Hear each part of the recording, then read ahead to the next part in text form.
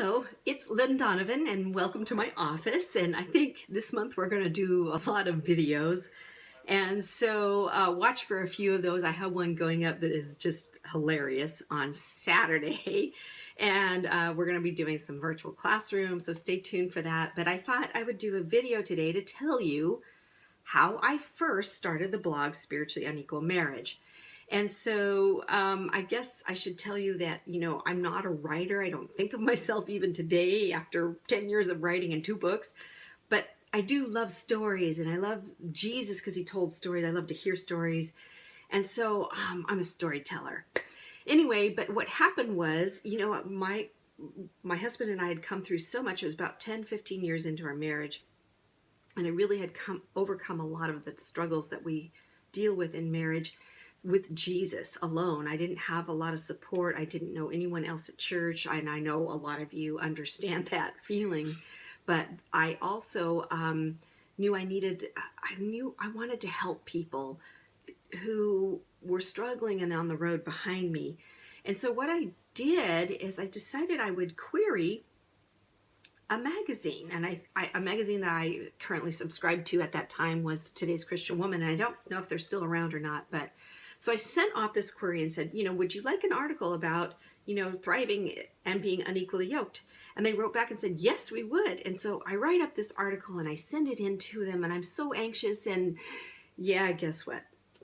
They rejected it. It was out of there.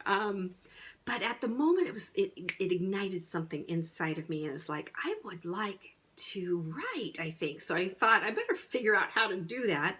And I enrolled in a 2-year correspondence class through Jerry Jenkins Writing School, which I don't think exists anymore, and it's too bad. It was really great. I worked with a fantastic mentor who I credit with a lot of my success today.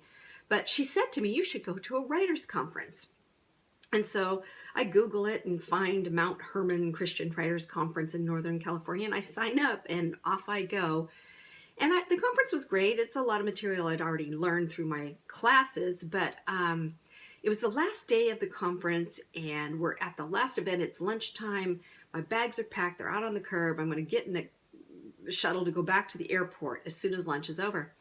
And I'm sitting with these ladies, and they start talking about blogging.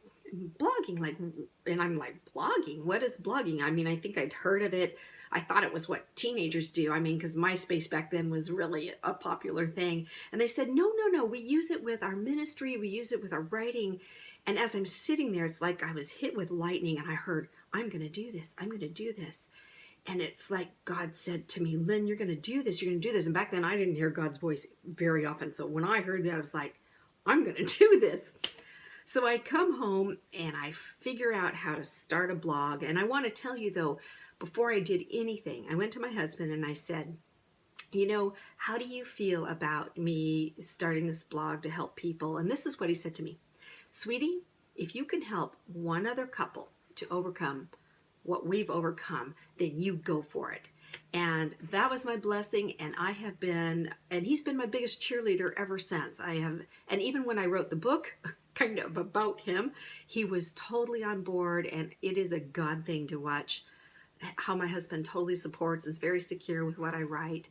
Anyway, but so I came up with this little name, Unequal Marriage, because that was all the characters I had on TypePad at the time to come up with a blog name. And so that's how Spiritually Unequal Marriage was born. And I started writing there back in 2006. And of course, like Deneen said, she came along a couple months later, and we have been on the most fantastic journey. And many of our earlier posts, early posts way back in the day were a lot about marriage conflict and how to deal with tithing and what do you do with your children and all, how to develop faith in your kids and all of that kind of stuff. And then Deneen and I had just this, we were at a conference together in 2012 and had really a defining moment in our faith, and our faith lives changed. And I know I've written about that, but I hope to share that in a new book that I'm working on. We'll see how God works that out. But I may also share it in a video in the future. Anyway, I want to leave you with one thing, my Summite Nation, my friends. I want to share with you something that is the secret that every person should know. Do you want to know the secret to a happy and fulfilled, successful marriage? Do you want to know the secret?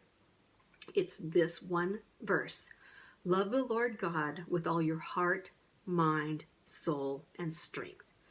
And that, my friends, when we get that right, everything else seems to start falling into place, and our conflicts diminish as we grow in our faith, and our victories happen and our breakthroughs come through. Love the Lord God with all your heart, mind, soul, and strength, and let him just love on you and just change you into the amazing child of God that you are. Okay, I hope that story wasn't too long. I love you. We'll see you in another video or in our virtual classroom next week, okay? Bye-bye and have a great day.